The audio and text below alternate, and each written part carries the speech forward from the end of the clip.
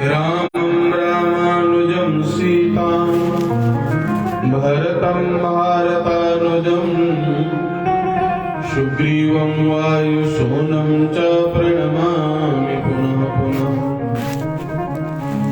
बंसी विभूषित करानवनीरदावा पीताम्बरा तरुणबिम्बफलाधरोष्ठा पूर्णेन्दुसुन्दरमुखादरविन्दनेत्रा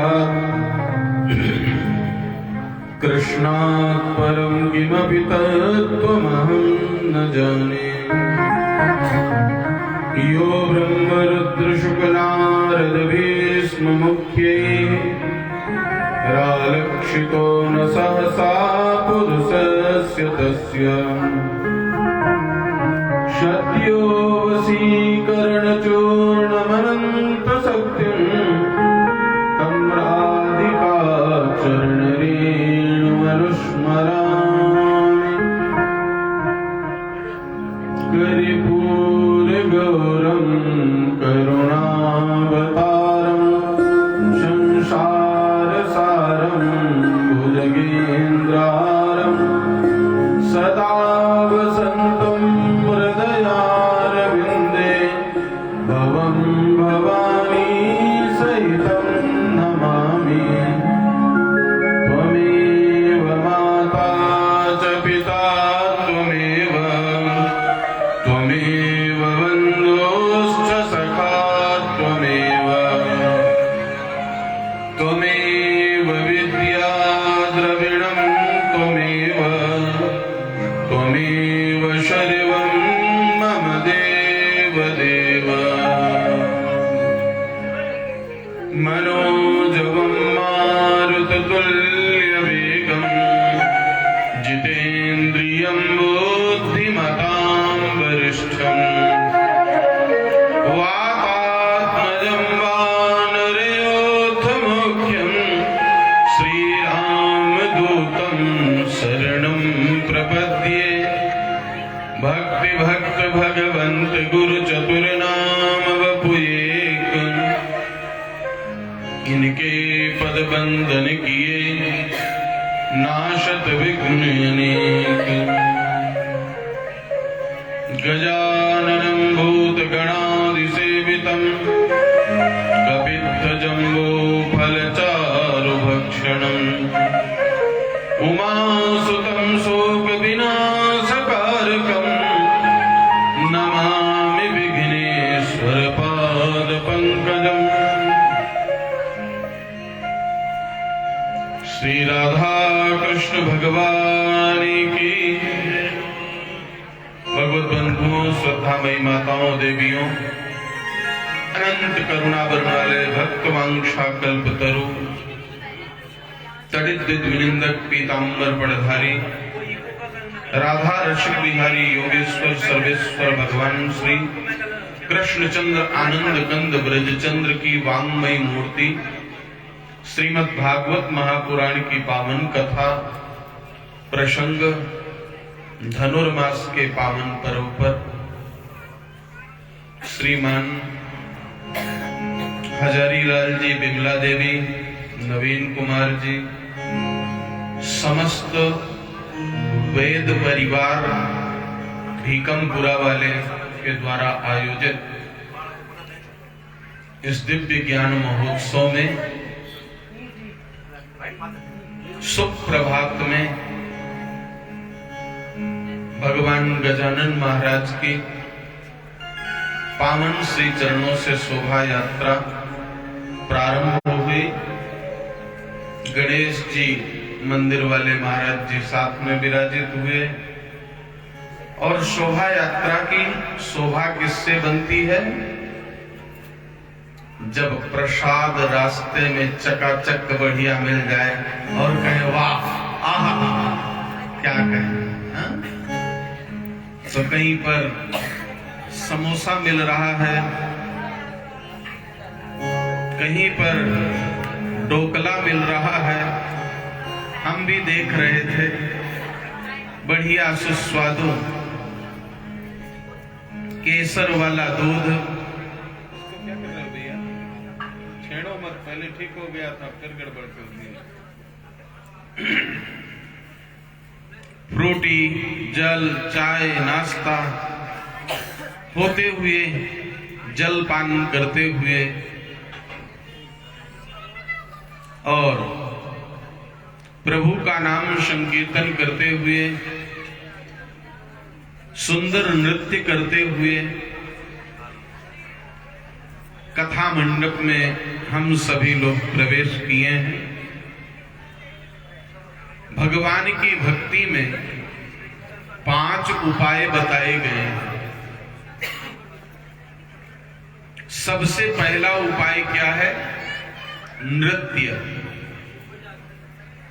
दूसरा उपाय है वाद्य, नृत्य वाद्यादि गीतादि। तीसरा है गीत गान। चौथा है पुराण पठन और 5वां है राजोपचार, सुंदर परमात्मा का श्रृंगार और भोग, जिसके लिए जयपुर प्रसिद्ध है। पौष का महीना चल रहा है। हर एक मंदिर में पौष बड़ा तो नाम होता है केवल, उस वैरायटी में एक वो भी शामिल कर दिया जाता है। बाकी तो कितने प्रकार के व्यंजन ठाकुर जी को भोग लगा करके और तुदीयम मस्तु गोविंद तुभ्यमेव समर्पयेत् ग्रहाण सन्मुखो भूत्वा प्रसीद परमेश्वर। उसी श्रृंखला में जन्म जन्मांतर का जब पुण्य उदय हुआ तो श्रीमान हजारी लाल जी बिमला देवी के दाम्पत्य जीवन के 50 वर्ष सफलता खट्टी मीठी यादों के साथ और आज 51वें वर्ष में लगभग प्रवेश करने वाले हैं। अब नंबर 1 पर पहुंच रहे हैं। इसलिए जीवन नवीन हो, पुत्र नवीन श्रवण कुमार जैसे प्राप्त हुआ है और माता पिता के इस पावन दाम्पत्य बेला के अवसर को श्रीमद् भागवत महापुराण की कथा से जोड़ करके चिरस्मरणीय एक यादगार पल के रूप में बनाने के लिए आप सभी परिवारीजन, इष्ट मित्र, बंधु बांधव भागवती कथा के माध्यम से आज उपस्थित हुए हैं। बंधुओं, जैसे शरीर का भोजन अन्न होता है, बिना अन्न खाए ये शरीर काम नहीं करता है। ये शरीर क्या है? एक इंजन है। इंजन में 2 प्रकार के आयल डाले जाते हैं। एक तो डीजल अथवा पेट्रोल होता है और एक आयल और डाला जाता है, मोबिल या और कुछ। ठीक उसी प्रकार से ये मानव शरीर रूपी इंजन को चलाने के लिए हर क्षण भोजन चाहिए। सुबह शाम दोपहर जलपान के रूप में, अंग्रेजी में ब्रेकफास्ट के रूप में, डिनर के रूप में, लंच के रूप में। उसी प्रकार से आत्मा को तृप्त करने के लिए इस शरीर के अंदर जो आत्मा है, उस आत्मा को भी भोजन देना आवश्यक है। उस आत्मा का भोजन क्या है? ज्ञानामृतम भोजनम, ज्ञान। भागवती कथा के माध्यम से हम अपनी आत्मा को पुष्ट करते हैं। श्रीमद् भागवत महापुराण की पावन कथा देव दुर्लभ है। 3 चीजें हमें देव दुर्लभ प्राप्त हुई हैं। सबसे पहले ये भारत भूमि पर जन्म देव दुर्लभ है। देवता किलकारी मार करके उस परम पिता परमात्मा से प्रार्थना करते हैं। गायन्ति देवा किल गीत कानी, धन्यास्तु ते भारत भूमि भागा, स्वर्गापवर्गास्पद मुक्ति हेतु, भवन्ति भूया पुरुषो यतो वै। हे परमात्मन, हमारे ऊपर यदि आप प्रसन्न हैं तो हमें भारत भूमि पर जन्म दे दीजिए। तो देव दुर्लभ मानो, देव दुर्लभ भारत भूमि पर जन्म आपको प्राप्त हुआ। दूसरा, ये देव दुर्लभ मानव तन प्राप्त हुआ है। गोस्वामी तुलसीदास जी महाराज रामचरितमानस में वर्णन करते हुए कहते हैं, थोड़ा साफ बोलो बेटा, कि बड़े भाग्य मानुष तन पावा, बड़े भाग्य मानुष तन पावा, सुर दुर्लभ सद्गुण धनि पावा, सुर दुर्लभ सद्गुण धनि पावा, बड़े भाग्य मानुष तन पावा, बड़े भाग्य मानुष तन पावा, सुर दुर्लभ सद्गुण धनि पावा, सुर दुर्लभ सद्गुण धनि पावा। बड़े भाग्य से मानव तन प्राप्त हुआ है। ये देव दुर्लभ है और देव दुर्लभ भागवत जी की कथा है। श्रीमद् भागवत महापुराण के महात्म का वर्णन करते हुए सूत जी महाराज सौनकादिक ऋषियों को इसकी महिमा का वर्णन करते हुए नैमिषारण्य की पावन धरा पर कहते हैं कि अज्ञान ध्वांत विध्वंस सूर्य कोटि समप्रभ, श्रोताख्या ही कथा सारम मम कर्ण रसायनम। जहां पर भगवान नारायण का सुदर्शन चक्र जल में समाहित हो गया, पृथ्वी में समाहित हो गया, एक जल धारा प्रकट हुई। वहीं पर व्यास जी महाराज के पौराणिक शिष्य सूत जी महाराज विराजित थे। सौनकादिक 88,000 ऋषि ज्ञान चर्चा करने के लिए उनके पास पहुंचे। तो जब किसी से कुछ प्राप्त करने की इच्छा हो तो उसके सामने नम्र बनो, झुक जाओ, प्रणाम करो। विनयी बनने से सब कुछ प्राप्त हो जाता है। नम्रता जीवन में सबसे अनमोल रत्न है। जिसके जीवन में नम्रता आ गई उसको संसार में कोई पदार्थ दुर्लभ नहीं है। जो चाहेगा, जहां चाहेगा, जब चाहेगा, जैसे चाहेगा उसको प्राप्त हो जाएगा। पैसे से सब कुछ नहीं मिल सकता है, लेकिन नम्रता यदि जीवन में आ गई तो नम्रता से सब कुछ मिल सकता है। तो नम्रता पूर्वक नमन करके सूत जी महाराज से सौनकादिक ऋषियों ने कहा, हमें कोई ऐसी कथा श्रवण कराइए जो हमारे कानों को रसायन के सामने समान लगे। औषधि दो प्रकार की होती है।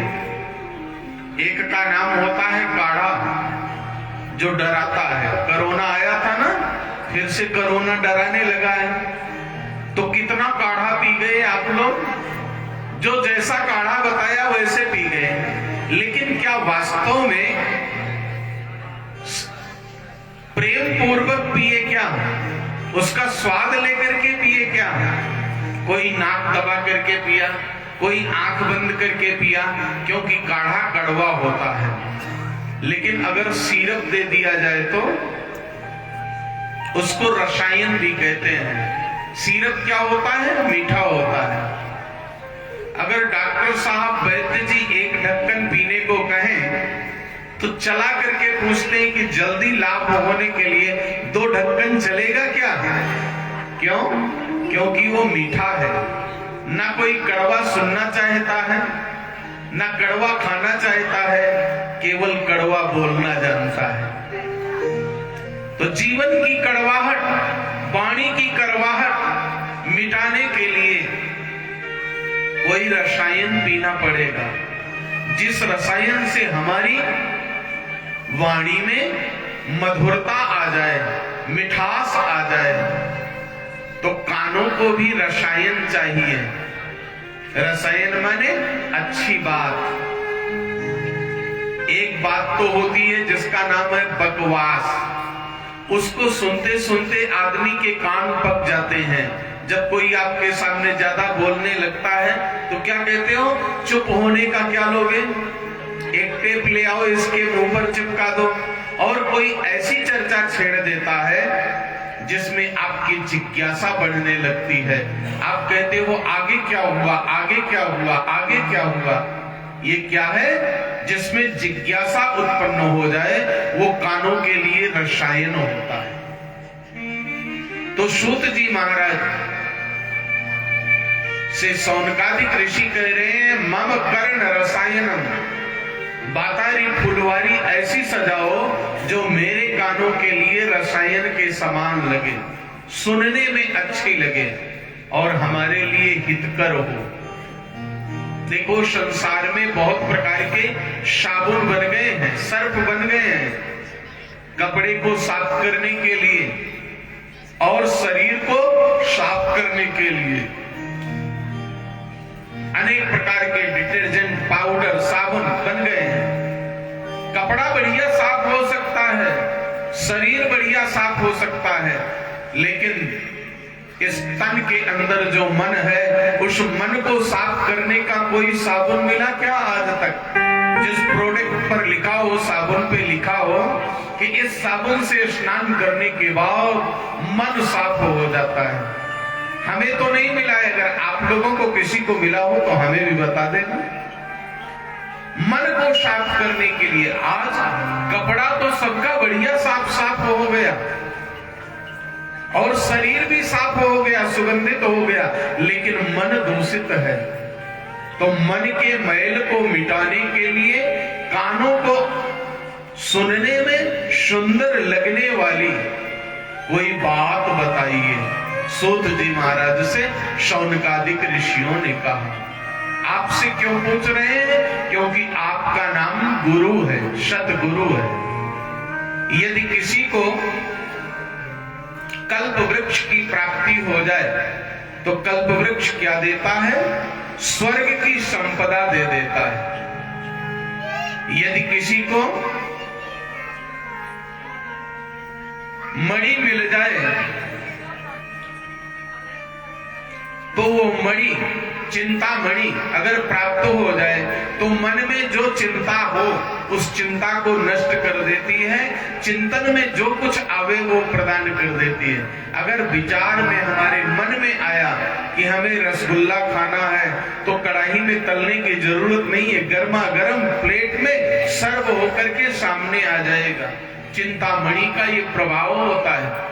बहुत से महात्मा जिनको सिद्धि प्राप्त होती है, जादूगर होते हैं, वो कहते हैं ना क्या खाना है आपको, और यूं हाथ दिए ऐसे प्लेट में ले आ देते हैं। तो ये सब सिद्धियों के समान ही चिंतामणि है एक, जिसके हाथ लग जाए उसको संसार की समस्त वस्तुएं प्रदान कर देती है। और यदि कल्प वृक्ष मिल जाए तो स्वर्ग की संपदा दे देती है। लेकिन वैकुंठ कोई नहीं दे सकता है। प्रयक्षति गुरु प्रीतो वैकुंठम योगी दुर्लभम। यदि किसी के ऊपर सद्गुरु की कृपा हो जाए तो उसको योगियों को भी दुर्लभ वैकुंठ की प्राप्ति हो जाती है। इसलिए गुरु की महिमा सप्तद्वीपवर्ती नवखंड भारत भूमि में गुरु से बढ़कर के कोई नहीं है। गुरु ही ब्रह्म है, गुरु ही विष्णु है, गुरु ही परमात्मा है। गुरु की शरण में हम आए हैं। हमारे अज्ञान अंधकार को दूर कीजिए। सूत जी महाराज शौनकादिक ऋषियों के इस सुंदर प्रसंग को सुनकर के, उनकी स्तुति को सुनकर के प्रसन्न हुए। सद्गुरु की स्तुति करते हुए सूत जी महाराज के सामने शौनकादिक ऋषि कहते हैं, गुरु मेरी पूजा, गुरु मेरी पूजा, गुरु गोविंद, गुरु मेरा पार ब्रह्म सच्चिदानंद। गुरु मेरी पूजा, गुरु गोविंद, गुरु मेरा पार ब्रह्म सच्चिदानंद। गुरु मेरा पार ब्रह्म सच्चिदानंद। गुरु मेरी पूजा, गुरु गोविंद, गुरु मेरा पार ब्रह्म सच्चिदानंद।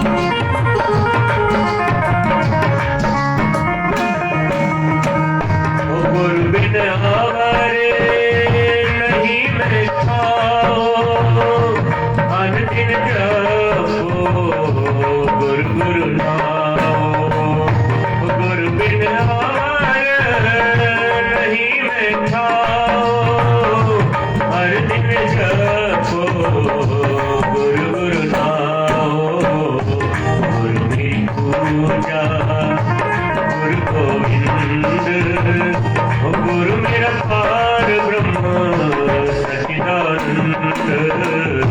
गुरु मेरी पूजा,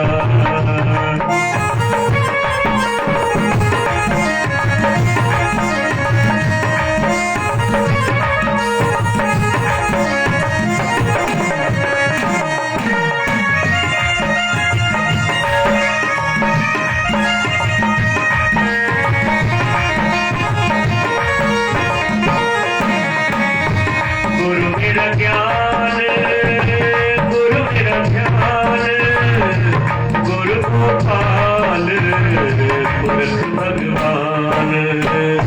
गुरु मेरा ज्ञान, गुरु मेरा ध्यान, गुरु गोपाल पुरख भगवान।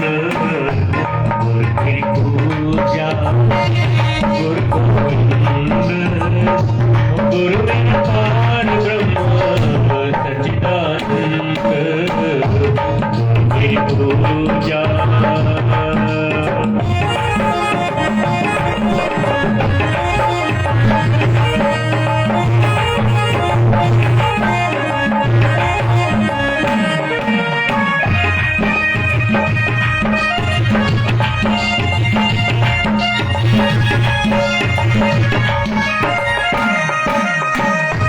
गुरु मेरा पार ब्रह्म, गुरु भगवंत, गुरु की शरण रहूं कर जोर। गुरु मेरा पार ब्रह्म, गुरु भगवंत, गुरु की शरण रहूं कर जोर। गुरु मेरी पूजा, गुरु गोविंद, गुरु मेरा पार ब्रह्म गुरु भगवंत।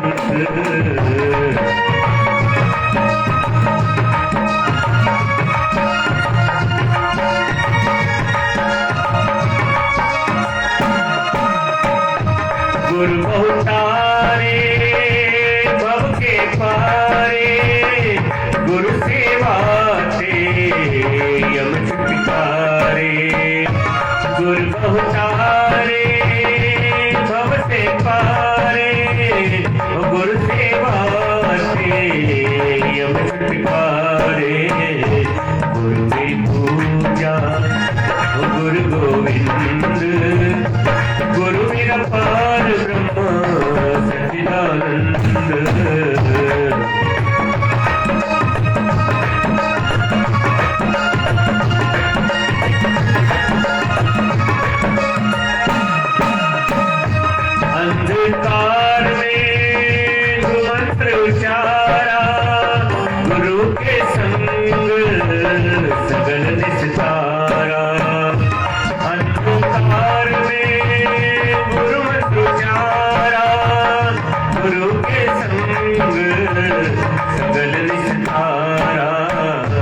गुरु मेरी पूजा गुरु गोविंद ओ गुरु मेरा पार ब्रह्म सच्चिदानंद।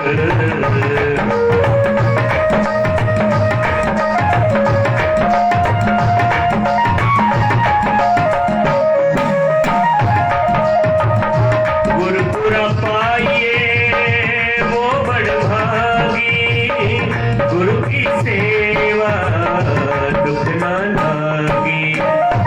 गुरुपुरा पाइए वो बड़भागी, गुरु की सेवा दुख न लागी। गुरु मेरी पूजा गुरु गोविंद, गुरु मेरा पार ब्रह्म सच्चिदानंद। गुरु मेरी पूजा गुरु गोविंद, गुरु मेरा पार ब्रह्म सच्चिदानंद। गुरु मेरा पार ब्रह्म सच्चिदानंद। गुरु मेरा पार ब्रह्म सच्चिदानंद। सदगुरुदेव भगवान की जय। तो सदगुरुदेव के चरणों में शौनकादिक ऋषियों ने जब प्रार्थना किया तो मन के मैल को मिटाने का सर्वोत्तम साधन श्रीमद् भागवत महापुराण को बताया। एतदस्मात् परम किंचित मनः सिद्धेन विद्यते श्रीमद् भागवतम शास्त्रम कलौ कीरेण भासितम। श्रीमद् भागवत महापुराण को मन की शुद्धि के लिए कलयुग में सबसे श्रेष्ठ साधन के रूप में शुकदेव ऋषि ने राजेंद्र परीक्षित के लिए प्रकट किया। शौनकादिक ऋषियों ने सूत जी महाराज से कहा, हम मनुष्यों के लिए भागवत की कथा कब कैसे कहां पर प्रकट हुई? बोले भागवत की कथा संजीवनी है। संसार में इस समय सबसे बड़ा एक रोग है जिस रोग की कोई दवा नहीं है। हर एक रोग की दवा निकल आई, लेकिन एक रोग ऐसा है जिसकी कोई औषधि नहीं है। न एलोपैथी में है, न होम्योपैथी में है, न आयुर्वेद में है। वो रोग क्या है?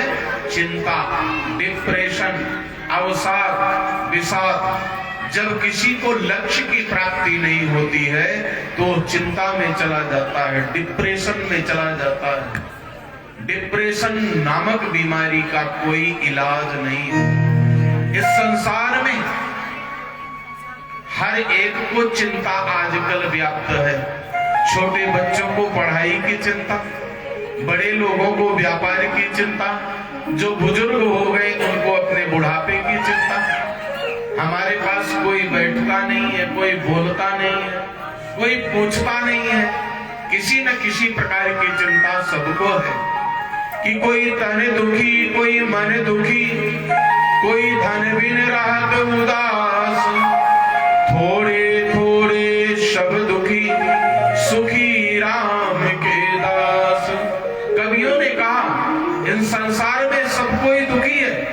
कोई काया कष्ट से दुखी है, किसी के गोड़ा में दर्द है, किसी के सिर में दर्द है, किसी के पेट में दर्द है, किसी के बुखार हो रहा है, किसी के जुकाम हो रहा है, किसी के खांसी हो रही है।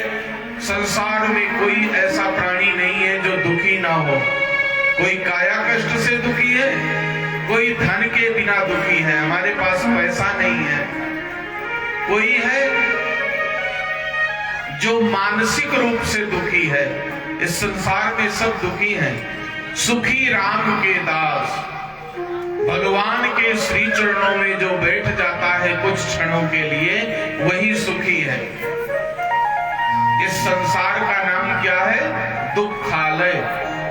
गीता में भगवान श्री कृष्ण ने कहा ये दुख का घर है। अनित्यम सुखम लोकम इमं प्राप्य भजस्व माम। ये संसार अनित्य है, यहां सुख की कामना मत करना। जैसे औषधालय में जाने से क्या मिलती है? औषधि। विद्यालय में जाने से क्या मिलती है? विद्या। उसी प्रकार से इस संसार में आते ही दुख मिलता है, लेकिन इसी संसार में एक ऐसी जगह है जहां सुख मिलता है। उसका नाम क्या है? देवालय। किसी मंदिर में चले जाओ, भगवान के सन्निधि में जितनी देर तक बैठे रहोगे उतनी देर तक सुख मिलेगा।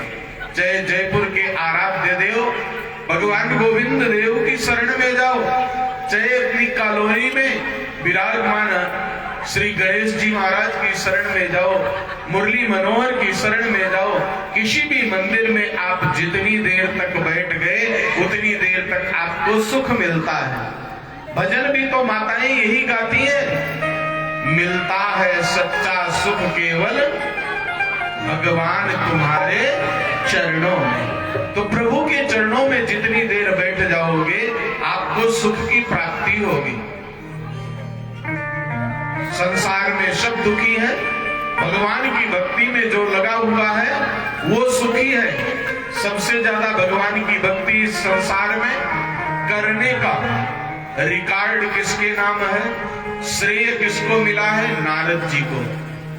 हर क्षण बीड़ा बजाते हुए गीत और प्रभु का गुण गाते हुए भ्रमण करते रहते। भागवत जी में लिखा हुआ है नारद जी दुखी हो गए, उनको डिप्रेशन हो गया, चिंता हो गई। संसार में हर एक प्राणी अपने दुख से दुखी होता है और संत जो है वो दूसरे के दुख से दुखी होता है। नारद जी को चिंता संसार की सताई है। सूत जी महाराज सौनकादिक ऋषियों से कहते हैं कि एकदा ही विशालायाम चत्वार ऋषयो मलाः सत्संगार्थम समायाता तद्रसुस्तत्र नारदम्। एक बार भारत भूमि के आराध्य देव हिमालय पर विराजमान भगवान बद्री विशाल का दर्शन करने के लिए सनक सनंदन सनातन सनत कुमार गए। वहां पर देवर्षि नारद को देखा, उनका चित्त बड़ा उदास है, मन बड़ा उदास है। नारद जी को देख करके उदास और ऋषियों ने पूछा कि आपके चेहरे पर उदासी क्यों है? नारद जी ने हम मनुष्यों की चिंता को प्रकट किया। कहने लगे कि अहम तो पृथ्वी यातो ज्ञात्वा सर्वोत्तमामिति। मैं पृथ्वी को, मृत्युलोक को, भारत भूमि को सबसे श्रेष्ठ मान करके और भारत भूमि पर गया। मैंने तीर्थों का भ्रमण किया। हरिक्षेत्रम कुरुक्षेत्रम श्रीरंगम सेतुबंधनम। हरिद्वार गया, कुरुक्षेत्र गया, श्रीरंगम गया, रामेश्वरम गया। अनेक तीर्थों में भ्रमण करते हुए राजस्थान के पवित्र तीर्थों के गुरु पुष्कर राज में गया, तीर्थों के राजा प्रयागराज में गया, काशी में गया, गोदावरी नदी के तट पर गया, लेकिन मेरे मन को कहीं शांति न मिली। क्यों न मिली? क्योंकि तीर्थ भी भ्रष्ट हो गए हैं, तीर्थ दूषित हो गए हैं। जाते ही पंडा जी पीछे पड़ जाते हैं, बताओ जजमान कहां से आए हो, कितना दक्षिणा चढ़ाओगे? तो वहां पर तीर्थों की महिमा घट गई। तीर्थों में जब शांति न मिली तो मैं घर गांव नगर में आया। सबसे श्रेष्ठ आश्रम हमारी भारतीय संस्कृति में 4 आश्रम बताए गए हैं। ब्रह्मचर्य आश्रम, संन्यास आश्रम, वानप्रस्थ आश्रम और गृहस्थ आश्रम, जिसमें आप सब हैं अपने बाल बच्चों के माता पिता के साथ। तो इन चारों आश्रमों में सबसे श्रेष्ठ आश्रम किसको कहा गया है? गृहस्थाश्रम को कहा गया है। अगर गृहस्थी आप सब ना हो तो हम महात्माओं को भोजन कौन देगा? गजानन महाराज को लड्डू और मेवा का भोग कौन लगाएगा? पौष बड़ा कौन मनाएगा? तो नर समान नहीं कौनो देही, जीव चराचर जाचक जेही। मानव शरीर सबसे उत्तम है और उसमें भी गृहस्थाश्रम सबसे उत्तम है। 24 घंटे में काम करते हुए भी अगर आपने केवल 10 मिनट परमात्मा का नाम संकीर्तन कर दिया तो हमारा 10 घंटा साधु संतों का और आपका 10 मिनट अगर दोनों को तौला जाए ना तो आपका पलड़ा भारी हो जाएगा। इतना सुंदर गृहस्थाश्रम का वर्णन किया गया है। इसी से सब पालित हैं। गौ माता को रोटी भी इसी से मिलती है, बंदरों को चना और गुड़ भी इसी से मिलता है, और साधु संतों को भोजन भी इसी से मिलता है, भगवान का श्रृंगार भी इसी से मिलता है। अगर भक्त ना आवे तो महात्मा जी कहां से करेंगे? साधु संत कहां से करेंगे? सब गृहस्थाश्रम से पालित है। लेकिन गृहस्थाश्रम इस कलिकाल के प्रभाव से विकृत हो गया है, इसका ढांचा बिगड़ गया। गृहस्थाश्रम में क्या होता था? सबसे पहले प्रातः काल उठते ही गृहस्थी थे ना महाराज दशरथ, उनके घर में कौन आए? राम जी आए। और राम जी ने क्या शिक्षा दिया हम सबको? बाबा तुलसी लिखते हैं, प्रातः काल उठ के रघुनाथ, प्रातः काल उठ के रघुनाथ, मात पिता गुरु नाम ही माता, मात पिता गुरु नाम ही माता। प्रातः काल उठते ही माता पिता को प्रणाम, ये हमारी संस्कृति थी। गृहस्थाश्रम का सबसे उत्तम उपहार था, सबसे पहला सबसे सुंदर सदाचार था माता पिता को प्रणाम करना। अब क्या हो गया? भारत देश में वृद्धाश्रम बनने लगे। प्रातः काल उठ के रघुनाथा, मात पिता गुरु मारहि लाता। चौपाई बदल दिए, माता पिता का अपमान घर में होने लगा, गुरुजनों का अपमान होने लगा, संस्कृति बिगड़ गई, संस्कार बिगड़ गए, तो जीवन बिगड़ गया। देवर्षि नारद जी कहते हैं, स्वर्ग से सुंदर ये धरती कहलाती थी, भारत विश्व गुरु कहलाता था, सोने की चिड़िया कहलाता था। किसके कारण? इसी संस्कार के कारण। यहीं पर माता पिता को प्रणाम किया जाता है। यहां पर पति पत्नी का रिश्ता परम पवित्र 7 जन्मों तक के लिए कल्पना की जाती है, मान्यता की जाती है। करवा चौथ का व्रत भारत में ही होता है, इंग्लैंड, जर्मनी, जापान में नहीं होता है। कोई भारतीय परिवार चला गया तो भले मनावे, लेकिन वहां के निवासी नहीं मनाते हैं। लेकिन आज पाश्चात्य संस्कृति का अनुकरण करते हुए हमारे देश में भी तलाक होने लगा। जब तुम्हारा निकाह नहीं हुआ तो तलाक कहां से आया? जब तुम्हारा विवाह, वेडिंग नहीं हुआ, अग्नि को साक्षी मान करके जो विवाह हुआ, उसमें तलाक शब्द नहीं है। लेकिन पाश्चात्य संस्कृति का अनुकरण करते हुए सब कुछ बिगड़ता जा रहा है। घर परिवार में माता पिता की आज्ञा का पालन होता था। कलिकाल के प्रभाव से देवर्षि नारद कहते हैं, तरुणी प्रभुता गे शाल को बुद्धिदायका। घर में पत्नी का अधिकार हो गया। शांति चाहते हो तो घर में जो घर वाली कहे वही पालन करो।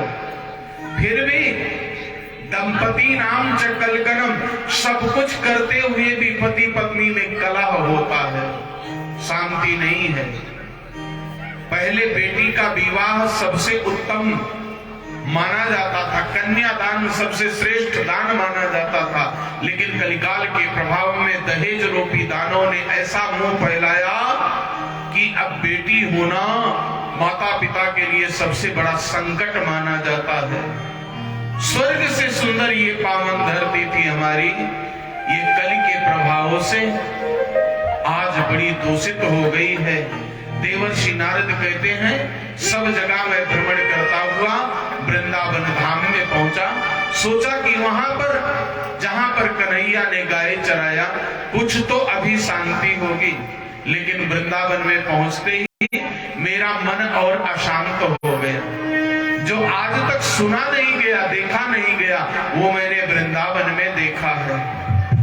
मैंने क्या देखा कि एक वृद्ध, दो पुरुष पड़े हुए हैं, 16 वर्षीय एक देवी जिसके दोनों तरफ पंक्ति लगाए हुए सुंदर सुंदर पकवान और श्रृंगार की सामग्री लिए हुए देवियां खड़ी हैं और वो जोर जोर से रो रही है।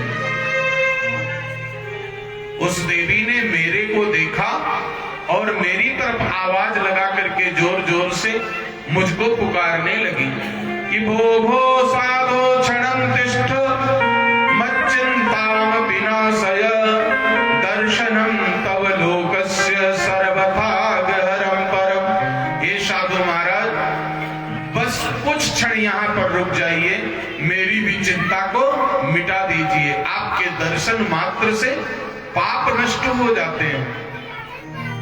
देवर्षि नारद जी कहते हैं, मैं उसके पास गया, उससे परिचय पूछा तो मेरे तो दिमाग की बत्ती ही गुल हो गई। उसने जो अपना परिचय दिया, उसने कहा, अहम भक्ति ख्याता इमौ में तनयो मतौ ज्ञान वैराग्य नामानो काल योगे न जर्जरो। मेरा नाम भक्ति है, मेरे ये पुत्र ज्ञान वैराग्य हैं। संसार में देखा गया है, माता पिता बूढ़े होते हैं, बच्चे युवान होते हैं, और यहां पर क्या हुआ, माता 16 साल की है और बच्चे 80 साल के हो रहे हैं, अंतिम श्वास चल रही है। ऐसा कभी सुना है आपने, कहीं पर देखा है? लेकिन नारद जी कहते हैं, कलि के प्रभाव से भक्ति देवी ने अपना परिचय बताते हुए कहा, ये गंगा इत्यादि नदियां मेरी सेवा में खड़ी हैं। संसार की कौन सी मां होगी जिसको कह दो सुंदर श्रृंगार करो, और जिसका बेटा मृत्यु शैया पर पड़ा हो उससे कह दो ये लो 56 भोग खा लो, क्या खाया जाएगा? तो नारद जी कहते हैं, भक्ति देवी ने कहा कि ये गंगा इत्यादि नदियां मेरी सेवा में सब खड़ी हुई हैं, समस्त तीर्थ पुण्य क्षेत्र मेरी सेवा के लिए खड़े हैं, लेकिन मुझे कुछ भी अच्छा नहीं लग रहा है। न भोजन अच्छा लग रहा है, न वस्त्र अच्छा लग रहा है, न श्रृंगार अच्छा लग रहा है, क्योंकि मेरे पुत्र वृद्धावस्था को प्राप्त है। इनको चैतन्य करने के लिए, इनका दुख दूर करने का कोई उपाय कीजिए। नारद जी कहते हैं कि मैंने वेद वेदांत उपनिषद का पाठ किया, लेकिन भक्ति के पुत्र ज्ञान वैराग्य उत्तिष्ठ नहीं हुए, जागृत नहीं हुए। तब मैं चिंतित होकर के भक्ति को सांत्वना दे करके वहां से बद्री विशाल भगवान का दर्शन करने के लिए आ गया। यही मेरी चिंता का कारण है। संसारी मनुष्य की चिंता अपनी चिंता होती है, और एक साधु की चिंता समाज की होती है, दूसरों के लिए होती है। सौनकादिक ऋषियों ने कहा, चिंता मत करो, भागवत की कथा जाकर के सुनाओ, भक्ति के पुत्र ज्ञान वैराग्य जागृत हो जाएंगे, उनका समस्त कष्ट दूर हो जाएगा। देवर्षि नारद ने हरिद्वार में आकर के गंगा जी के तट पर व्यासपीठ की कल्पना किया। सनक सनंदन सनातन सनत कुमार में एक ऋषि आसन पर बैठ गए और समस्त ऋषिजन बड़े बड़े अमलात्मा विमलात्मा आकर के भागवत की कथा श्रवण करने को उपस्थित हो गए। जैसे कलश यात्रा आपने निकाली है, वैद परिवार ने निकाली है, पूरे मोहल्ले को पता चल गया कि भागवत हो रही है, किसी को निमंत्रण पहुंचा नहीं पहुंचा, ये कलश यात्रा निमंत्रण के रूप में जिनकी श्रद्धा भक्ति होगी वो कथा सुनने के लिए उपस्थित हो जाएंगे। ठीक उसी प्रकार से आप सबसे तो मनोहार की गई है। आज भोजन की भी व्यवस्था है, थोड़ा सा 10-15 मिनट कथा और सुन लेंगे तो भोजन भी अच्छा लगेगा, क्योंकि अभी तो समोसा गरज रहा है, हाँ, ढोकला लंबी लंबी डकारे ले रहा है, तो थोड़ा सा तैयारी हो जाए तब तक कथा में अपना समय देते हैं। शोभा यात्रा के माध्यम से देवताओं का आवाहन होता है। भागवत की कथा देवता नहीं कराते। आपने कभी सुना क्या कि देवराज इंद्र ने भागवत की कथा का आयोजन करवाया है, सूर्य भगवान ने आयोजन करवाया है, गणेश जी ने आयोजन करवाया है? 33 कोटि देवता केवल सुन सकते हैं, ये कथा का आयोजन नहीं करवा सकते हैं। ये तो केवल मनुष्य ही ऐसा है जिसको परमात्मा ने ये सामर्थ्य दिया है कि भागवत की कथा का आयोजन कर सकता है, करा सकता है। देवता आकर के कथा श्रवण करने को उपस्थित होते हैं, जिनको प्राप्त करने के लिए आप सतत चिंतित रहते हो ना। छोटे बच्चे से लेके बुजुर्ग तक सबसे ज्यादा किसको मानते हैं? लक्ष्मी मैया को। लक्ष्मी मैया नारियल, जो कलश यात्रा में नारियल रखा गया कलश के ऊपर, उसी पे आकर के विराजमान हो जाती है भागवत की कथा में। लेके कौन आया? जो कलश लेकर के चल रही थी। तो जिसके साथ जो आता है वो उसका क्या बन जाता है? पावना, मेहमान बन जाता है। आपके घर में मेहमान आकर के बैठ जाए 7 दिन तक और आप उनको टाइम ना दो, उनसे बोलो मत, बात मत करो, खाने पीने को ना पूछो, तो मेहमान आपके नाराज होंगे कि खुश होंगे? जोर से बोलो, नाराज हो जाएंगे ना। तो आपके मेहमान पावना लक्ष्मी माता बन गई हैं और 7 दिन लक्ष्मी जी आपकी तरफ से यहाँ पर बैठी हुई है कलश के नारियल के ऊपर। केवल आज के बाद अगर नहीं आओगे तो लक्ष्मी जी आपसे रूठ जाएंगी, ये जान लें। इसलिए 7 दिन तक प्रतिदिन आना है।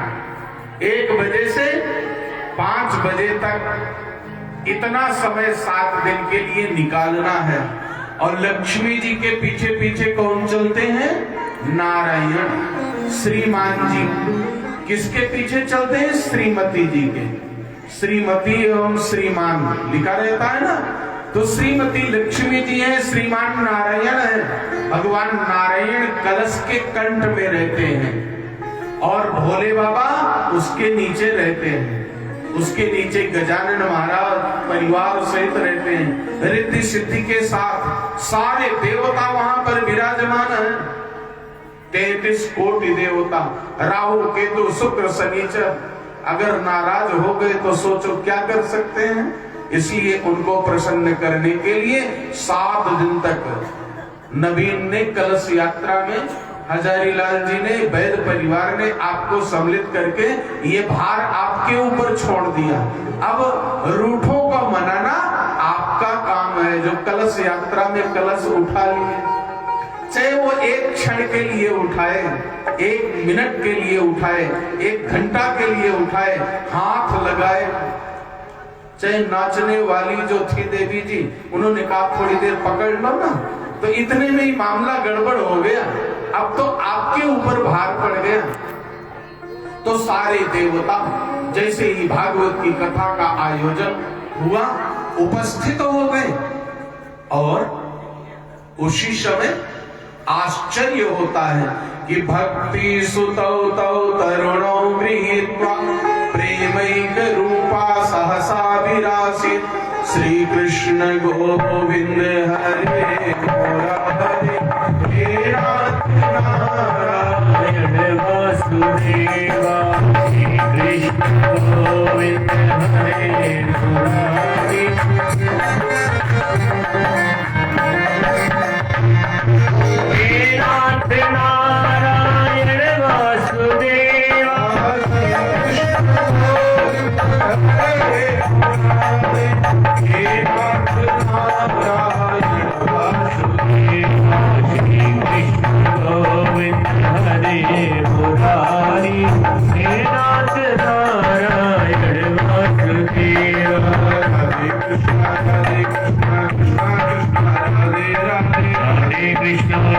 कृष्ण कृष्ण कृष्ण राधे राधे कृष्ण गोविंद हरे मुरारी हे नाथ नारायण वासुदेवा हे कृष्ण गोविंद हरे मुरारी हे नाथ नारायण वासुदेवा। भक्ति के पुत्र ज्ञान वैराग्य जागृत हो करके सारे रोग नष्ट हो गए, युवा हो करके और श्री वृंदावन धाम से चलते हुए, दौड़ते हुए, नाचते हुए, थिरकते हुए और हरिद्वार पहुंच गए। वो भक्ति के पुत्र कौन है? आप सभी तो हैं। विमला देवी और प्रेम देवी को घर से गणेश जी तक चलने को कह दो, हाँ? ये बहनें जितनी हैं बैठी हुई, हाँ? सब खाते पीते घर की लग रही है ना, हाँ? तो अगर कह दीजिए तो क्या वो चल पाएंगी? लेकिन और इनसे ज्यादा जो आज की बहुएं हैं वो तो अपना तुरंत स्कूटी निकाली और फर्र से निकल पड़ती हैं। 2 कदम भी पैदल चलना मुश्किल होता है। लेकिन भक्ति का ही प्रभाव तो है जो यूं दौड़ लगाते हुए और यहाँ पर आकर के पहुंच गए। इतना नृत्य किए, अभी पांव में दर्द नहीं हुआ, अभी तो और भी नाच सकते हैं। लेकिन ऐसे कह दीजिए यहाँ से गोविंद देव जी तक जाना है तो बड़ा मुश्किल हो जाएगा। तब तो 4 व्हीलर नहीं तो 2 व्हीलर तो चाहिए ही चाहिए। लेकिन यह भक्ति का ही प्रभाव है कि अगर 10 किलोमीटर की भी शोभा यात्रा हो जाए तो कोई परवाह नहीं है। वृद्ध व्यक्ति के अंदर भी युवापन आ जाता है। ये भक्ति का प्रभाव है। तो भक्ति के प्रभाव से भगवान की पावन कथा श्रवण करने के लिए श्री वृंदावन धाम से चल करके और हरिद्वार में आकर के पहुंचे हैं। भगवान नाम संकीर्तन प्रारंभ हुआ। उस संकीर्तन के प्रभाव से क्या हुआ? भगवान कहाँ निवास करते हैं? माताएं भजन गाती हैं ना, भगवान तुम्हें मैं खत लिखती पर तेरा पता मालूम नहीं। लगता है समोसा पच गया है, हाँ? आवाज नहीं निकल रही है। भगवान तुम्हें मैं खत लिखती पर तेरा पता, बिना पोस्टल एड्रेस के कोई भी डाक कहीं पर कैसे पहुंच सकती है? तो भगवान का भी पता क्या है, एड्रेस क्या है? भगवान को कोई कहता है क्षीर सागर में रहते हैं, कोई कहता है वैकुंठ में रहते हैं। नारद जी ने भगवान से पूछा आप बताओ आपका एड्रेस क्या है? भगवान ने कहा ना हम बसामि वैकुंठे न योगिनां हृदयेन च मद्भक्ता यत्र गायन्ति तत्र तिष्ठामि नारद। न मैं वैकुंठ में रहता हूँ न योगियों के हृदय में रहता हूँ। जहां पर मेरे भक्त मेरा नाम संकीर्तन करते हैं वहीं पर मैं निवास करता हूँ। तो जैसे ही भजन संकीर्तन प्रारंभ हुआ, देवर्षि नारद जी बीना बजाने लगे, प्रहलाद जी करताल बजाने लगे और भगवान नाम संकीर्तन की धुन पर भक्ति के पुत्र ज्ञान वैराग्य नृत्य करने लगे। श्री कृष्ण गोविंद हरे मुरारे हे नाथ नारायण वासुदेवा। श्री कृष्ण गोविंद हरे मुरारी हे नाथ नारायण वासुदेवा।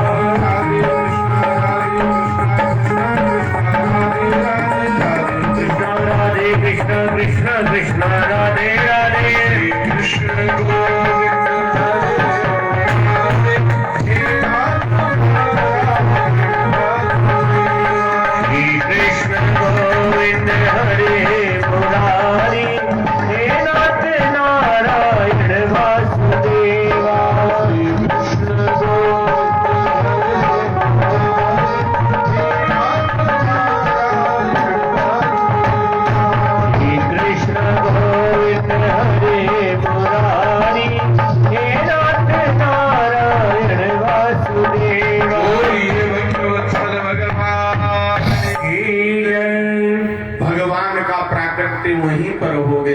भगवान कहते हैं मद भक्ता यत्र गायन्ति तत्र तिष्ठामि नारद। मेरे भक्त मेरा जहां पर गान करते हैं, गुणगान करते हैं, भजन नाम संकीर्तन करते हैं, वहीं पर मैं प्रकट हो जाता हूं। भगवान का सुंदर स्वरूप प्रकट हुआ है। जहां पर भागवत की कथा पावन तीर्थ हरिद्वार में आयोजित की गई देवर्षि नारद के द्वारा। बनमाली घनश्यामा पीतवासा मनोहरः कांची कलाप रुचिरो लसन मुकुट कुंडलः परमानंद चिन्मूर्ति मधुरो मुरलीधरः आविवेश स्वभक्तानां हृदयान्यमलानि च। भगवान 16 वर्षीय अवस्था मंद मंद मुस्कुराते हुए पीतांबर पद धारण किए हुए अपने भक्तों के बीच में अधर मुरली भजैया प्रकट हुए।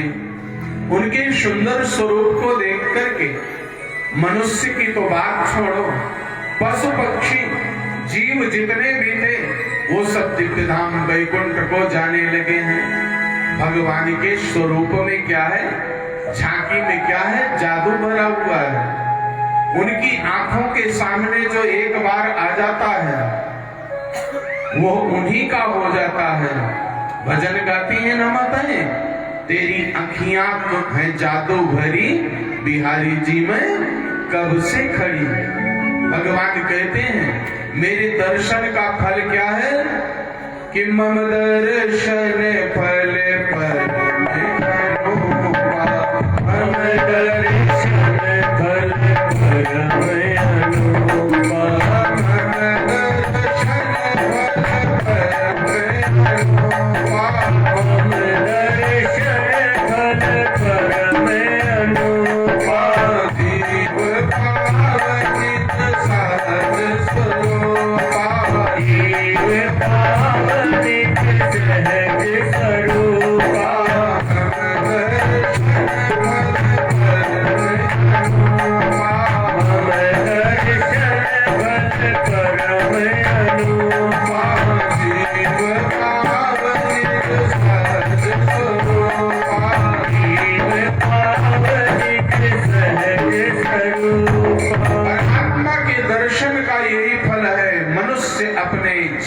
अपने सहज स्वरूप को प्राप्त हो जाता है।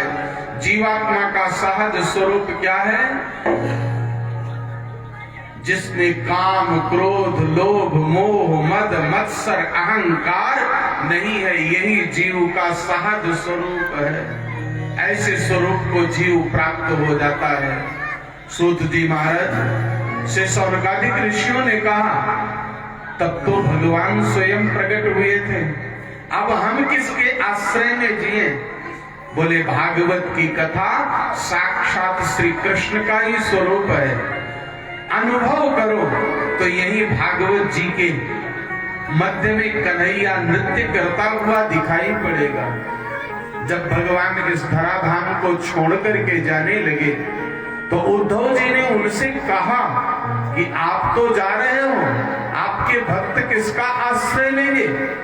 तो स्वकीयं यद् भवेत् तेजः तच्च भागवते दधात् तिरोधाय प्रविष्टोऽयं श्रीमद्भागवतार्णवम्।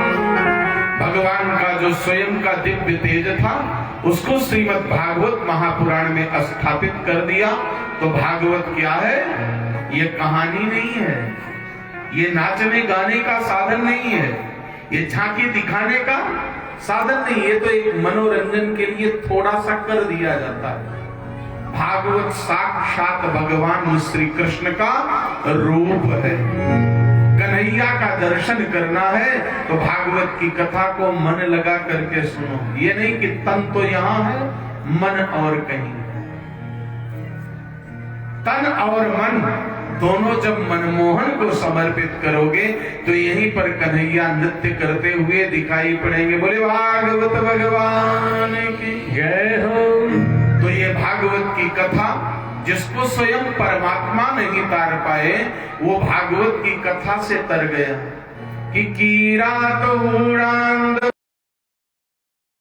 बुध्यन्ति तस्मै प्रभु विष्णवे नमः।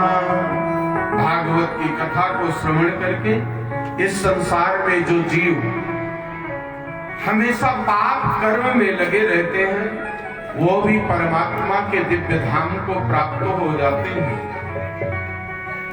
हर एक प्रकार के पापी जिनके मन में छल छद्म भरा हुआ है, हर क्षण दूसरे का धन छीनने की इच्छा रखते हैं, क्रोधाग्नि में जलते रहते हैं, कुटिल है, कामी है, वो भी भागवत की कथा साप्ताहिक श्रवण करके पवित्र हो जाते हैं। जो सत्य से दूर रहते हैं, अधर्म का आचरण करते हैं, माता पिता की निंदा करते हैं, वो भी पापी जीव कलिकाल में भागवत की कथा श्रवण करके मुक्त हो जाते हैं।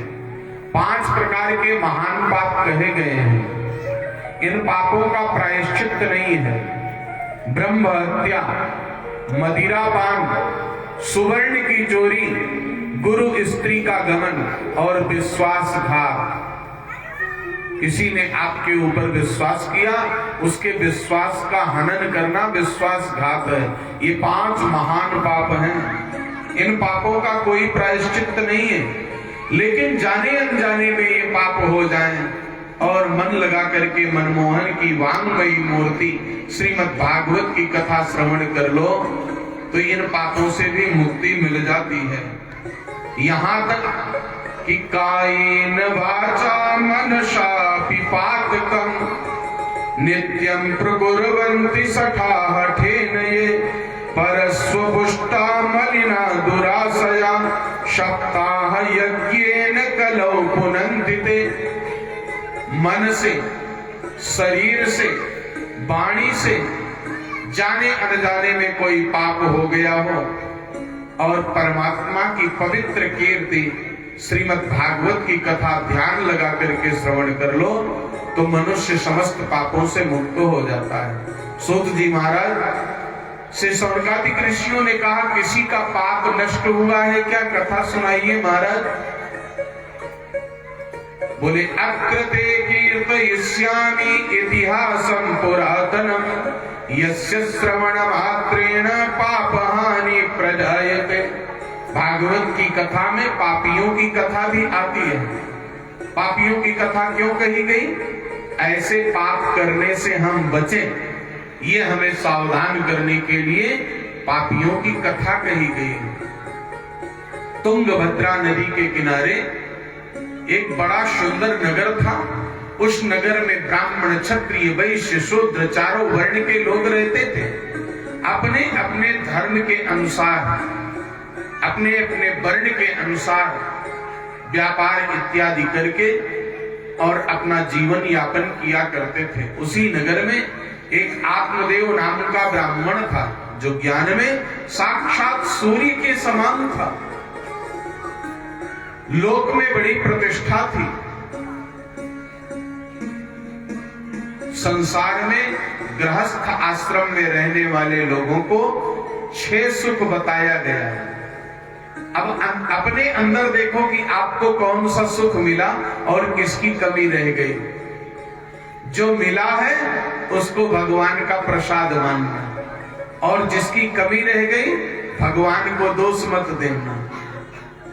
अपनी पात्रता में कमी महसूस करना कि मैं इसके योग्य नहीं था, मेरे अंदर कोई कमी थी जो परमात्मा ने मुझे यह सुख नहीं दिया, और अपनी कमी को सुधारने का प्रयत्न करना जिससे वो सुख की प्राप्ति हो जाए।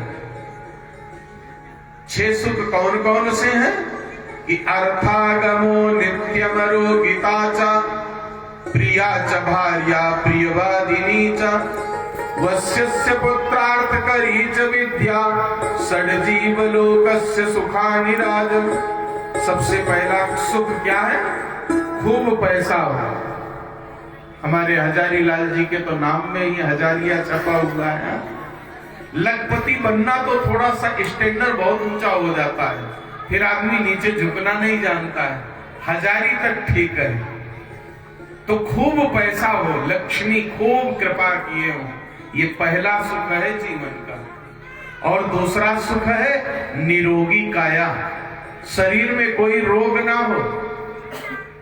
प्रिया च भार्या, पत्नी चाहती है कि मेरा पति संसार का सबसे सुंदर हो, और हर एक पति चाहता है कि मेरी पत्नी संसार की सबसे सुंदर हो। एक दूसरे को एक दूसरे से सुख मिलता है, और केवल तन की सुंदर ना हो, मन की भी सुंदरता हो। प्रिय वादिनी चा, हर एक पत्नी अपने पति से यही चाहती है कि मुझसे प्यार से बोले, प्रेम से बोले, और यही भाव पति का भी होता है कि पत्नी प्रेम से बोले, प्रिय वचन बोले। तो दो सुख पति को पत्नी से, पत्नी को पति से मिलते हैं। तन की सुंदरता भले ना हो, लेकिन मन की सुंदरता आपके ऊपर है। आप अपनी वाणी से अपने मन को पवित्र कर सकते हो, सुंदर बना सकते हो। कोयल काको देत है, कागा कासो ले, मीठी वाणी बोल के जग अपनों कर ले। दोनों काले हैं ना, लेकिन एक को देख करके भगाते हो और एक को देखते ही उसकी वाणी का अनुसरण करने लगते हो। कोयल कहीं पर बैठ करके कू कू बोलने लगती है, आपका मन सब कुछ बोल करके और उसका अनुसरण करने लगता है। तो वाणी सबसे बड़ी बात है, सुंदर वाणी बोलो। तो प्रिया च भार्या प्रियवादिनी च वश्यस्य पुत्रः, पांचवा सुख क्या है? आज्ञाकारी संतान, और अर्थ करी च विद्या। ऐसा भगवान हुनर दे, ऐसा ज्ञान दे, ऐसी टेक्निक दे कि कहीं पर भी बैठ जाए खा कमा ले, ऐसा हुनर हो। ये छठा सुख है। तो आत्मदेव को ज्ञान बहुत था, सुंदर स्वरूप था, पत्नी सुंदर स्वरूप वाली थी, लेकिन स्वभाव सुंदर नहीं था। कैसी थी? स्ववाक्य स्थापिता नित्यम, अपनी बात को हमेशा ऊपर रखने वाली थी। और प्रायशो बहुजल्पिका, बहुत ज्यादा बोलने वाली थी। जिस दिन झगड़ा नहीं होता था किसी से, उस दिन भोजन नहीं पचता था। अपने अंदर एक बार झांक के देखो, कहीं आप तो नहीं हो धुंधली? अगर हो ऐसा कुछ तो अपने स्वभाव में परिवर्तन कर लेना। आत्मदेव जी को अपनी पत्नी से कभी शिकायत नहीं हुई। भागवत जी में लिखा हुआ है, एवं निवसतो प्रेमणा, प्रेम पूर्वक निवास कर रहे थे पति पत्नी, क्योंकि जो वो कहती उसी में हाँ जी कह देते, सारा झगड़ा खत्म। लेकिन संसार में मनुष्य अपने दुख से दुखी नहीं है, पड़ोसी के सुख से ज्यादा दुखी है। एक दिन एक व्यक्ति अपने घर से निकला, आत्मदेव जी भगवान सूर्य को अर्घ्य दे रहे थे। बोला देखो निसंतान है, इसका चेहरा देखने से काम सिद्ध नहीं होगा, ये सवेरे सवेरे क्यों बाहर निकल आता है। आत्मदेव जी को आज बड़ी ग्लानि हुई। संसार में ईश्वर ने सब कुछ मुझे दिया, लेकिन संतान सुख नहीं दिया। तो संतान नहीं है, जब तक संतान नहीं प्राप्त करूंगा तब तक मैं लौट के इस संसार से नहीं आऊंगा, अन्यथा मैं इस शरीर को त्याग दूंगा। कार्यम हुआ साधेयम, शरीरम हुआ पातेयम, या तो इस शरीर को नष्ट कर दूंगा या तो संतान सुख प्राप्त करके आऊंगा। ये सोच करके आत्मदेव निकल पड़े। आत्मदेव कोई और नहीं है, भागवत की कथा हमारे लिए है। हम सभी आत्मदेव हैं। जहां प्रशंसा होती है वहां तो हम घंटों बैठे रहते हैं, और अगर कोई निंदा करने लगा तो हम पलायन कर लेते हैं, भाग जाते हैं। फिर उसकी निंदा हम चालू करते हैं, वो बेकार आदमी है, मेरी कमी देखा, झूठा मूठा मेरे ऊपर लांछन लगाया। तो अपनी कमियों को न सुन पाना ही आत्मदेव का लक्षण है, पलायन कर जाना। जब तक वीरदावली गाई जाए, बड़ाई गाई जाए, अच्छाई बताई जाए, तब तक तो सुनना, और जब बुराई कोई करने लगे तो भाग लेना, यही आत्मदेव का लक्षण है। आत्मदेव जी जंगल में गए और पुत्र की कामना करते हुए परमात्मा का भजन कर रहे थे। जब कोई उनको आशा न दिखाई पड़ी तो अपना देह त्याग करने के लिए सरोवर में छलांग लगाने लगे। उसी समय एक महात्मा दिखाई पड़े, उन्होंने आवाज लगाया, रुकिए, आत्महत्या सबसे बड़ा पाप है, क्यों प्राण त्यागना चाहते हो? जीवन में जब कोई समस्या आवे तो समस्या किसी साधु के पास लेकर के जाना या परमात्मा के चरणों में कहना। ठाकुर जी जो बैठे हैं मंदिर में, उन्हीं के पास रोना तो आपके का समाधान मिल जाएगा। और अगर संसार के सामने आप रोना रोओगे तो संसार आपके लिए ताली बजा बजा के हंसेगा, ये देखो अब आया ऊंट पहाड़ के नीचे, ऐसा लोग बोलेंगे।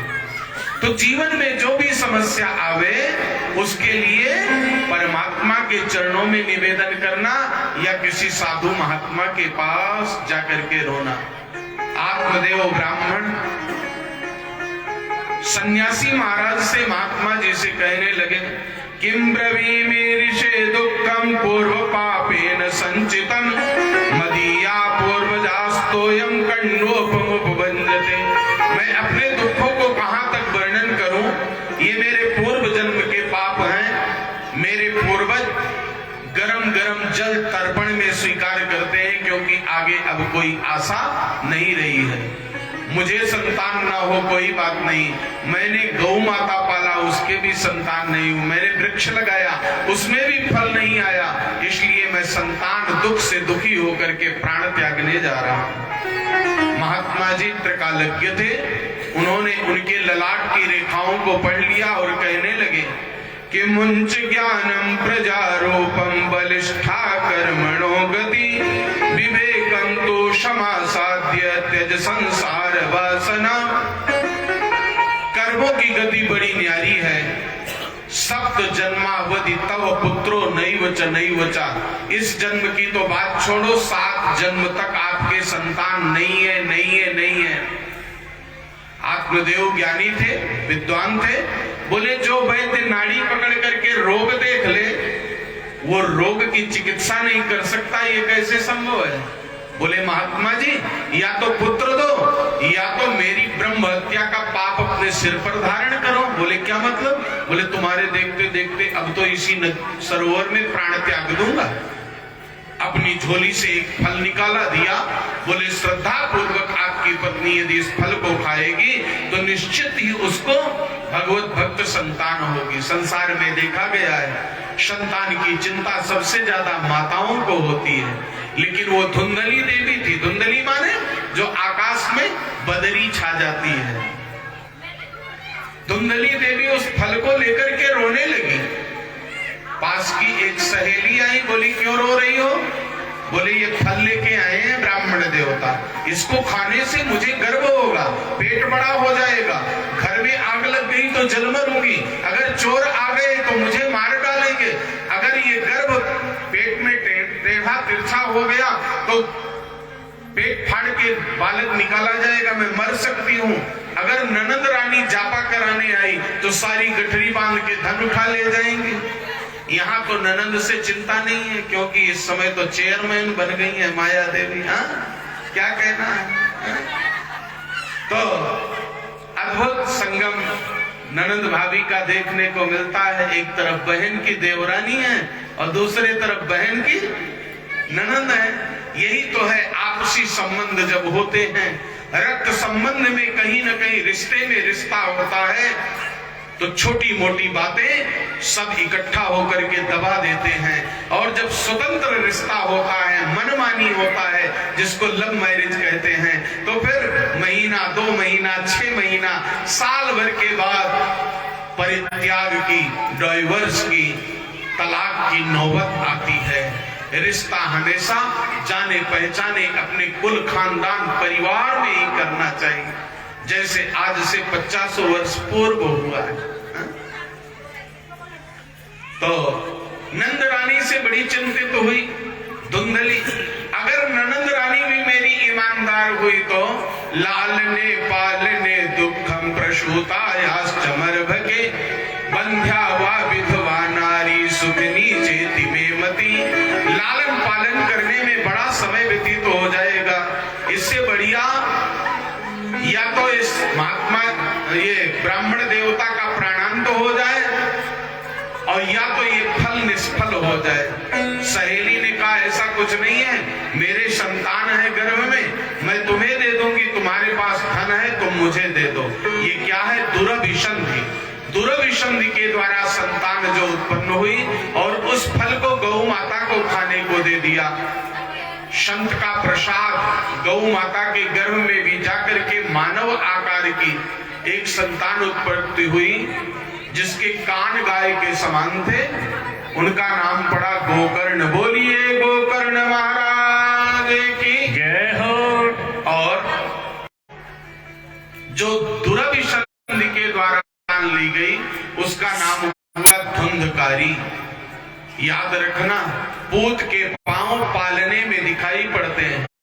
जैसे ही 5 साल के दोनों बालक हुए, गोकर्ण जी एकांत में बैठ करके भगवान की भक्ति करने लगे और वो धुंधकारी महान पापी हुआ। बड़े बुजुर्गों को पत्थर मारने लगा, घर में चोरी करने लगा, बाहर भी चोरी करने लगा। 15 साल का हो गया। एक दिन समाज ने पंचायत जोड़ी, उसकी पूरी शिकायत भरी सभा में पंडित जी से कर दी गई। आत्मदेव ने खींच के थप्पड़ पुत्र को मारा। घर में आते ही पुत्र ने 2-4 घसीट करके रख दिया। वही पुत्र जब छोटा बच्चा रहता है, अबोध अज्ञान रहता है, तो पिता की मूंछ को पकड़ के खींचता है, कान को खींचता है, थप्पड़ मारता है, लात मारता है, आनंद आता है। और वही जब बराबर होकर के जोर से बोल देता है ऊंची आवाज में, तो पिता को बड़ा कष्ट होता है। आज आत्मदेव को वो सन्यासी की बात याद आई कि तुम्हें संतान से सुख नहीं है, अब मैं क्या करूं?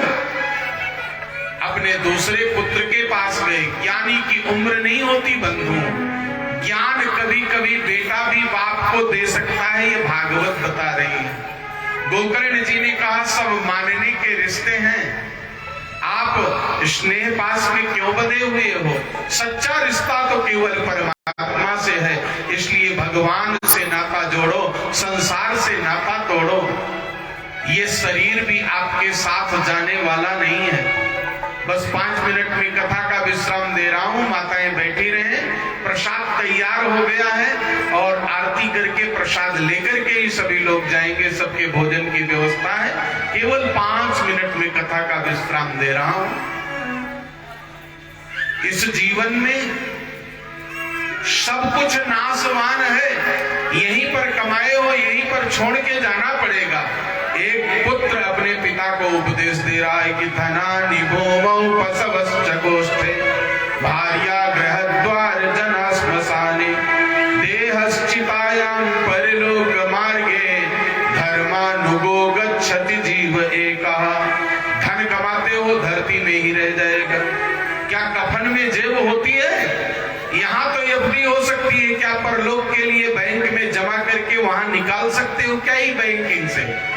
वहां तो केवल 1-2 ही बातें आपके साथ जाएंगी, बाकी धन दौलत पशु पक्षी मकान दुकान रिश्ते नाते सब यहीं पर छूट जाएंगे।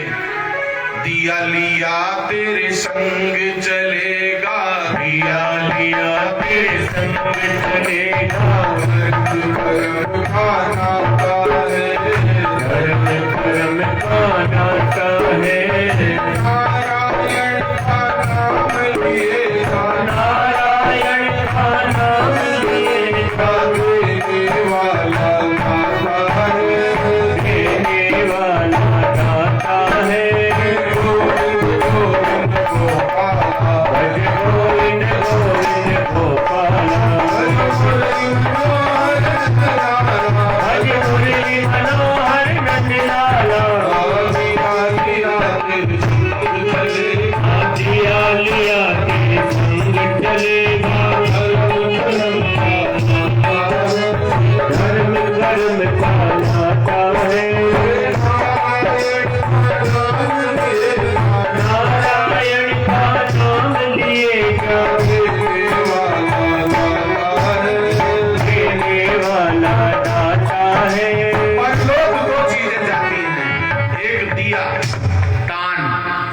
चाहे पैसे का हो, चाहे क्षमा दान हो, चाहे विद्या दान हो, दान कैसा भी करो वो आपके साथ जाएगा। और एक लिया परमात्मा का नाम, केशव मोहन मुरारी मधुसूदन गिरधारी बनवारी, जो भी भगवान का नाम संकीर्तन करोगे वही आपके साथ जाने वाला है।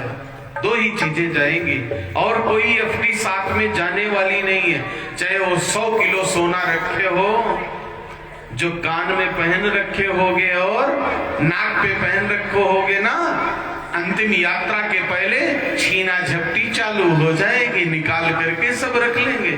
यही साथ जाने वाला है केवल दान और परमात्मा का नाम सुमिरन। अपने पुत्र से उपदेश प्राप्त करके भगवान के दिव्य धाम को प्राप्त हुए। भागवत जी के 10वें स्कंद का पारायण करते हुए आत्मदेव जी और गोकर्ण जी तीर्थ यात्रा के लिए गए। आत्मदेव का पुत्र धुंधकारी परम स्वतंत्र हुआ। माँ के केश को पकड़ करके लात मारते हुए कहने लगा, कोविदुतम तिष्ठति प्रोहि हनस्य लत्तया, हाथ से मारूंगा। रोज रोज ऐसी पिटाई से डर करके धुंधकारी की माता धुंधली एक कुएं में जाकर के प्राणांत कर लिया। जीवन में याद रखो, कभी भी पिता पुत्र में यदि विवाद होने लगे तो अपने पति के साथ खड़ी होना माताओं, पुत्र के साथ मत खड़ी होना।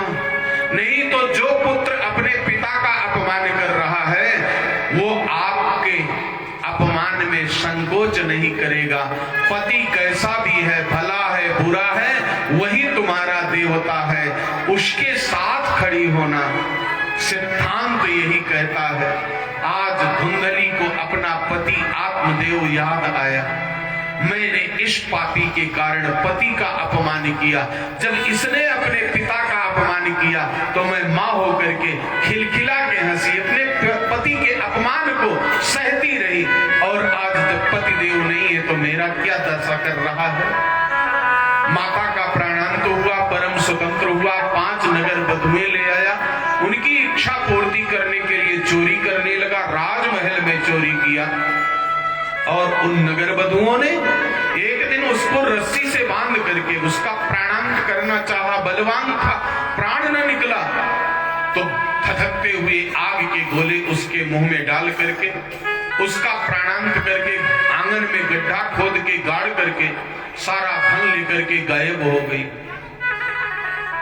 अकाल मृत्यु हुई, इसलिए प्रेत योनि में गया, बहुत काल तक भटकता रहा। एक दिन परम भागवत गोकर्ण जी को अपनी जन्मभूमि याद आई। संसार में दो के ऋण से कोई मुक्त नहीं हो सकता है, चाहे संत हो चाहे गृहस्थ हो।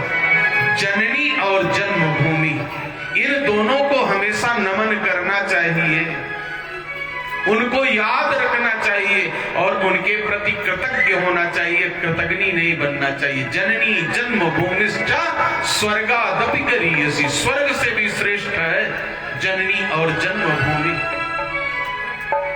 राम जी ने कहा था, अपि स्वर्णमयी लंका में लक्ष्मण रोचते, जननी जन्मभूमिश्च स्वर्गादपि गरीयसी। ये सोने की लंका होगी लेकिन मुझे अच्छी नहीं लग रही है, मुझे तो मेरी दिव्य धामता अवधपुरी सुहावनी लगती है, क्योंकि वो मेरी जन्मभूमि है।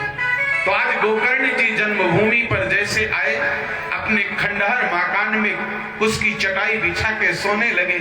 इतने में कभी हाथी, कभी घोड़ा, कभी आग, कभी पानी बन करके वो प्रेत आत्मा उनको भयावह कर भयभीत करने लगा। मंत्र शक्ति से उसके ऊपर छींटा मारा, तू कौन है, इस योनि में कैसे पहुंचा। कहने लगा, अहम भ्राता त्वदीयोस्मि धुंधकारी दिनामता, स्वकीये नैव दोषेण ब्रह्मत्वं नासितं मया। मैं आपका ही भाई हूं, मेरा नाम धुंधकारी है। बोले तुम्हारे लिए तो गया में श्राद्ध कर आया।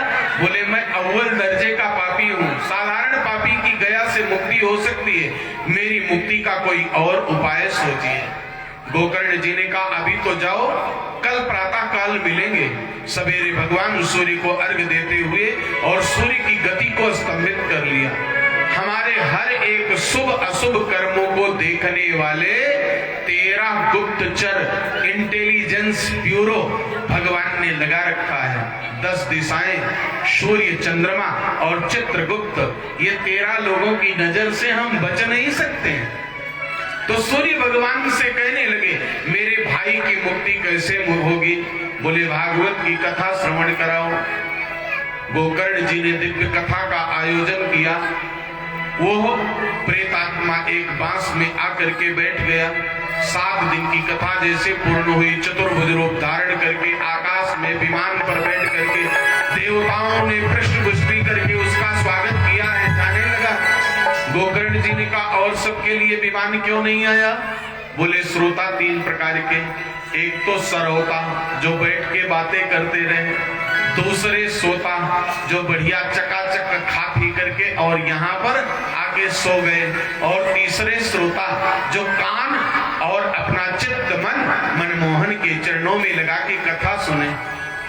तो 3 प्रकार के श्रोता हैं इस कथा में। एक ही श्रोता था धुंधकारी, उसके लिए विमान आया।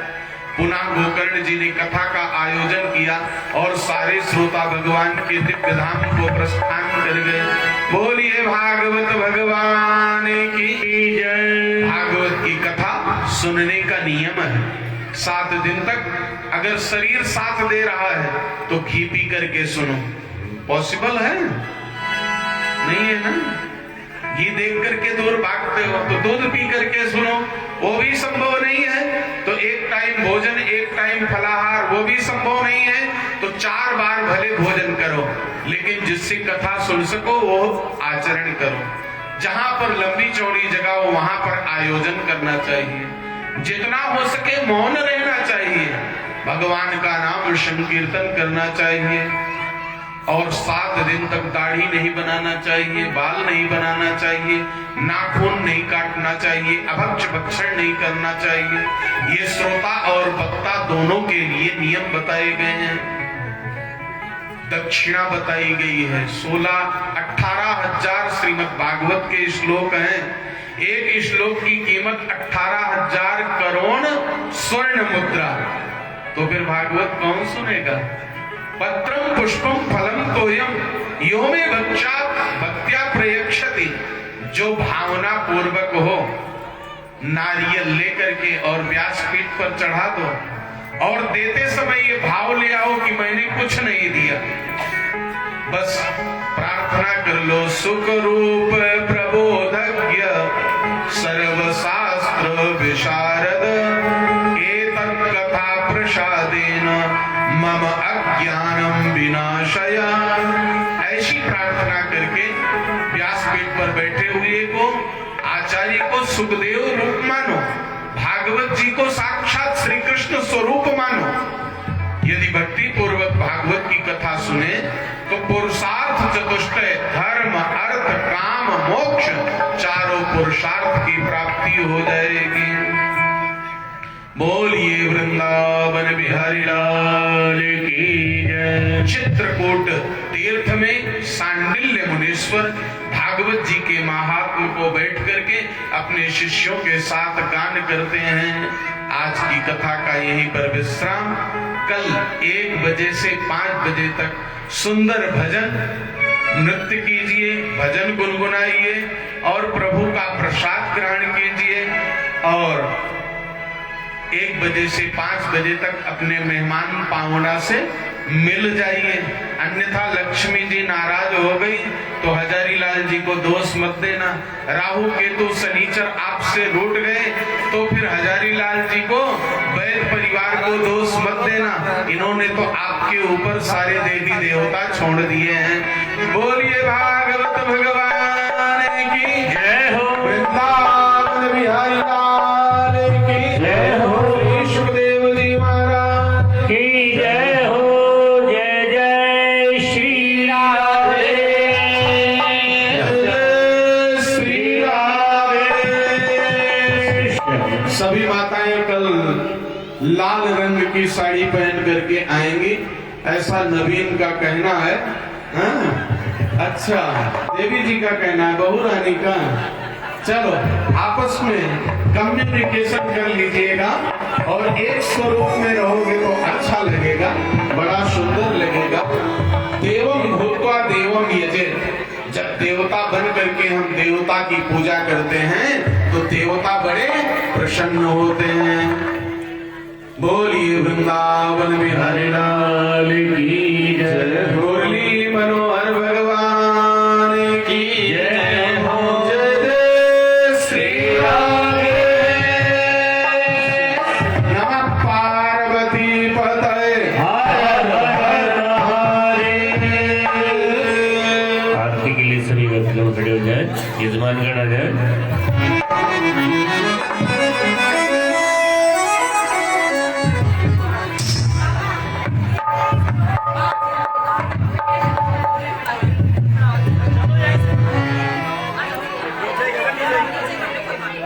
हरि ओम तत्प्रमा जातचक्षुः सूर्यो अजायत श्रोत्रात् वायुश्च प्राणश्च मुखात् अग्निराजायत। श्री भागवत भगवान की है आरती, पापियों को पाप से है आरती। भागवत भगवान की है आरती, पापियों को पाप से है आरती। ये अमर ग्रंथ ये मुक्ति पथ ये पंचम वेद निराला, नव ज्योति जगाने वाला।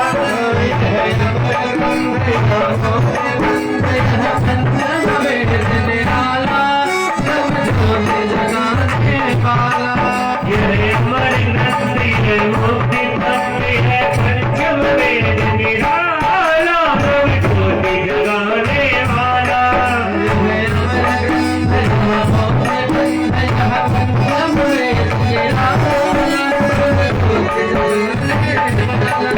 हरि नाम यही हरि नाम यही हरि नाम यही हरि नाम यही के मंगल की आरती, पापियों को पाप से है आरती।